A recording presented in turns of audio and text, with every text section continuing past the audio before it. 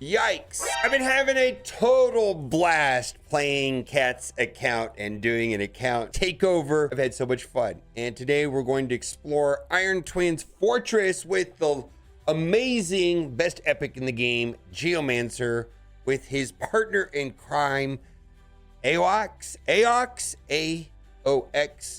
which I had discovered in the Corrosa dungeon, but it turns out he's also amazing inside of Iron Twins. The two of them together do amazing things. Now, before we get into the solution to this right here, and hopefully it works, we'll find out. I gotta say that this is the third video of this, and I've had so much fun making these videos, and I've learned a lot. The first thing I learned from Kat is that intimidating presence does not need to be on the leader to affect the leader's aura. This makes a huge difference inside of Arena, because unfortunately Arena is speed. So I can run Sun Wukong, who doesn't have a lot of stars, but then Kat, I don't know who told her this, but she's like, intimidating presence works on Alice. And even though Alice is the leader, this is gonna give the leadership speed bonus that Sun Wukong gives in Arena.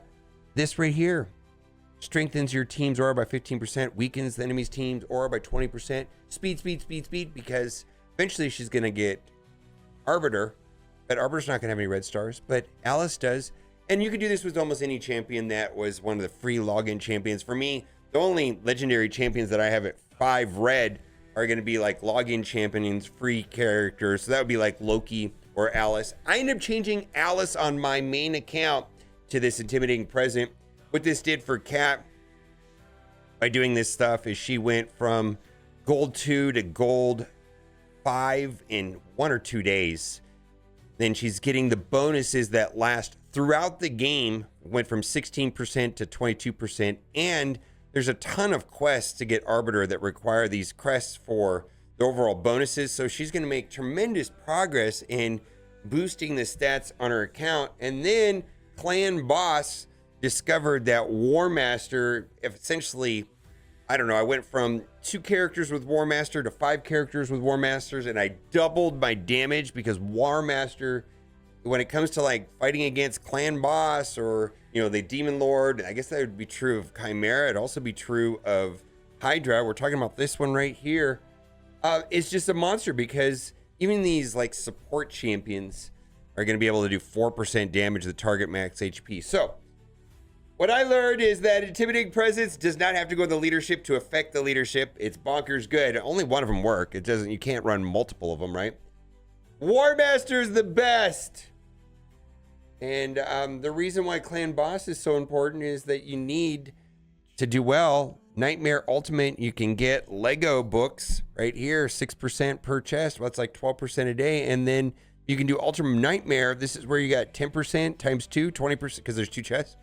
So like, you know, it'd be 20% plus 12%, 32% chance of getting a Lego book every single day. Clan Boss is important.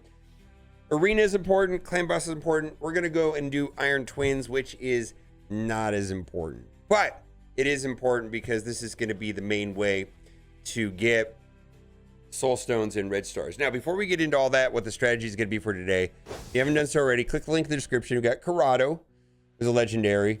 Ugo, epic support. Hopefully he's going to make it in, or she's going to make it into a lot of videos. Fane. And then we've already made a ton of videos about Deacon. Deacon's amazing. Last 2 videos use Deacon. And then Sun Wukong, promo code Monkey King. And then also, if you're starting the game right now, if you log in for 7 days, you're going to get Lamisi, another legendary character. I guess Kat's made videos about him. I'm not too familiar.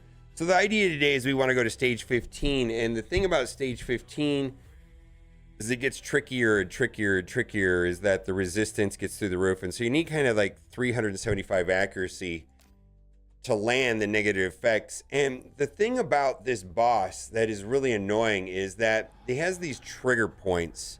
And when he goes through the trigger points, he loses all the negative effects and then like essentially attacks twice. I have to read exactly what the mechanics are, but it's not a fun time. Let's see if I can pull it up right here and see if I can read the boss guide. it's just really annoying when he drops below these trigger points, right? And it's not, whenever the Iron Twins HP drops below 80, 60, 40, remove all debuffs on the Iron Twins and then instantly attacks all enemies.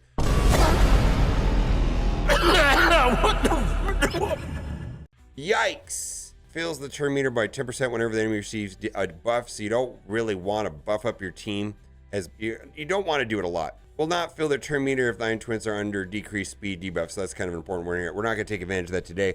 But what is not known too well is that these trigger points do not pop off with Geomancer. Geomancer's passive, where it basically reflects the damage. You know, if you put HP burn on the guy, and when he attacks, he takes damage back. It's probably the reason why Geomancer is the best epic champion in the game.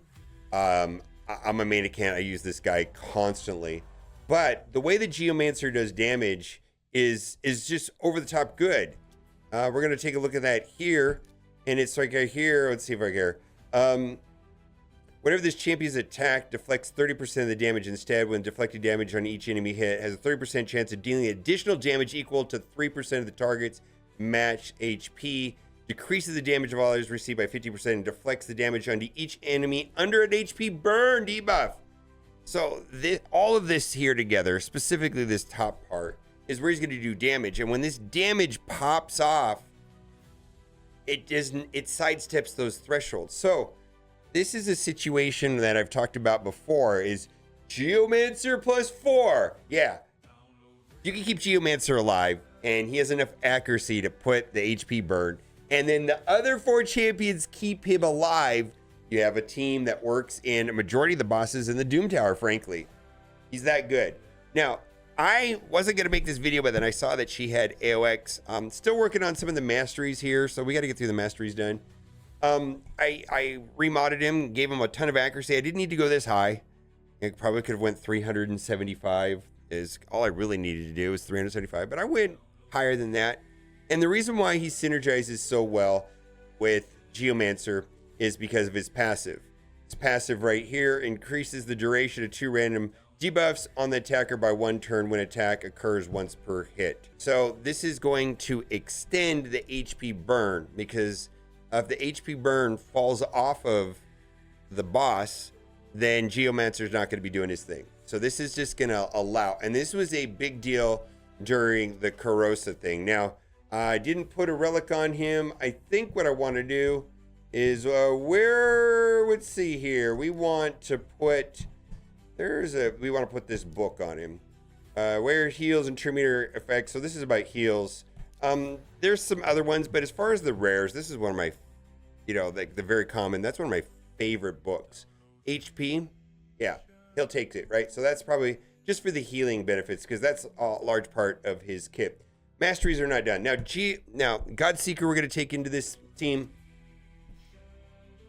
I don't think I'm going to be able to get this to work inside of Sand Devil, but I may make a Sand Devil a video right after this. If you don't know, Sand Devil can be conquered by Godseeker. So I figured Godseeker would be a good champion to try to work on. I think I need to get the speed up by another 20, and I need to get this HP up by about another 20,000.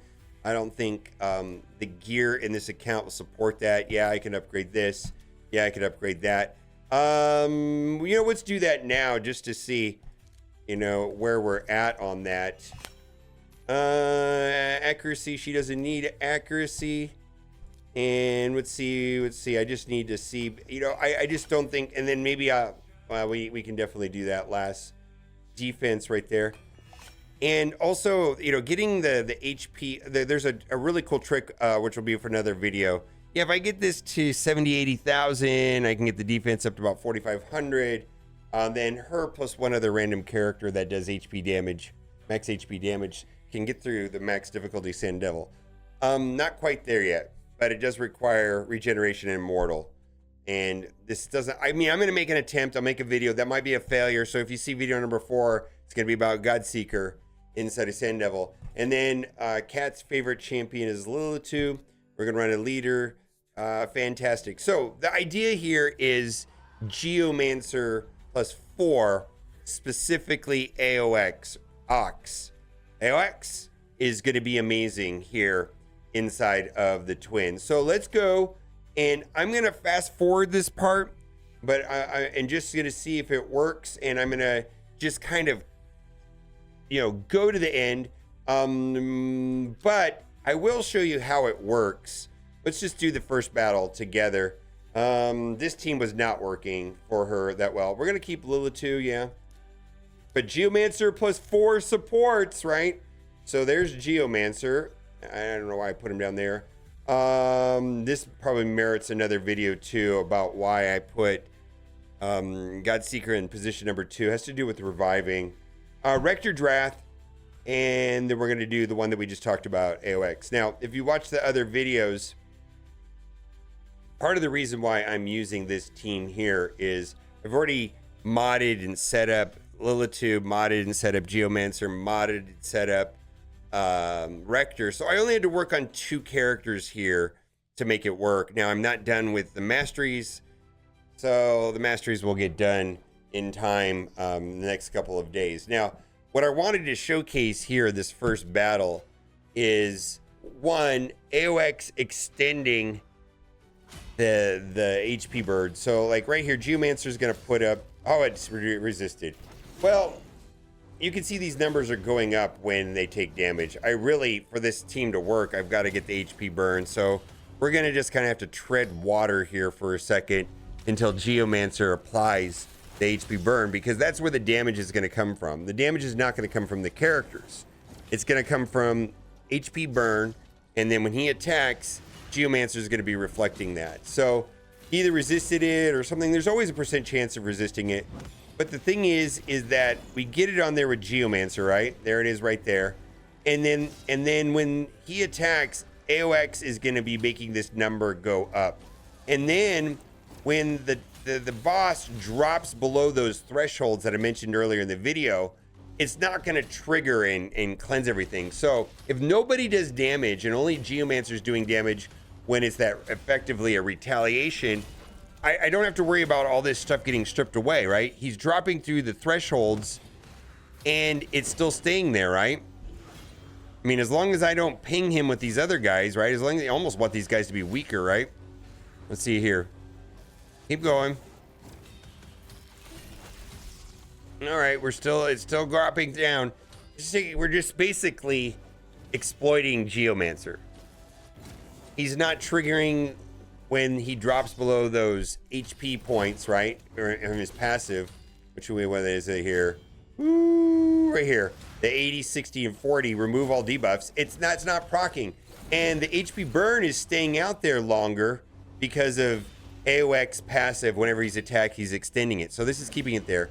And so that is the idea behind the team. All right, I'm going to play the next couple stages and see if I can get this to work on 15. We'll be back in just a minute.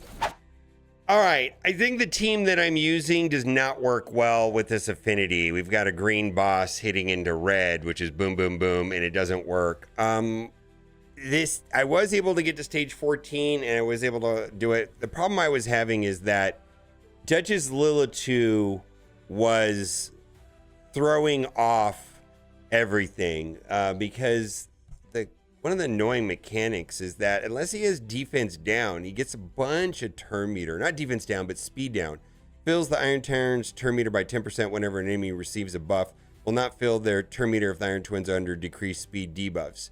And so what was happening is Duchess Lilitu was giving all these buffs. She would revive the whole team and they all get buffs and they were getting wiped. And so as soon as I took her out and put in Deacon, it seemed to work better. So a reviver that does not have a bunch of positive effects would work, but Lilitu just was creating so much turn meter for him that it didn't work out. Now I am able to do 14.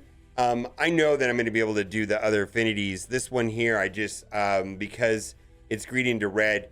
So I'm going to need to build up the team a little bit more. And when I get it built up, I go, but it is a good strategy. This team did work very well. And not only that, but Deacon Armstrong is a part of the promo code. Like if you scan the QR code here on the screen or link in the description, you're going to get Ugo, Fane, and Deacon Armstrong. Deacon Armstrong is probably one of the top 5, maybe the second best epic in the entire game, second only to Geomancer, and then Sun Wukong. Promo code the first 24 hours and log in for 7 days, and you'll get another legendary. So in the next couple of videos coming up, what will happen is I will keep you posted on how well this is work, and then also I'm going to make an attempt at using Godseeker against Sand Devil. We'll see how that goes. Maybe I'll try Godseeker with Geomancer. Maybe that'll work. I'm not really sure. Geomancer throws that strategy off. So the next video, I'll let you know how much further progress. This was moderately successful. Still requires some tweaking, but the main point still stands. AOX plus Geomancer is the way to go for Iron Twins. Bye for now.